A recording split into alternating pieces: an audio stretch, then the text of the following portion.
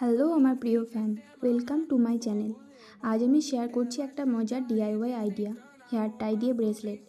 দামি জিনিস নয়, শুধু একটা রঙিন হেয়ার টাই যথেষ্ট। Because simple things can create magic. আমি আমার মতো কালার চুজ করেছি, তোমরা তোমাদের মতো কালার চুজ করে নিতে পারো।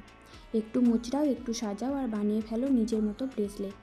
কারণ সৌন্দর্য সবসময় বাইরে নয়, শুরু হয় তোমার সৃজনশীল হাত থেকেই। চলো কিছু সহজ জিনিস দিয়ে তৈরি করি একটু ম্যাজিক।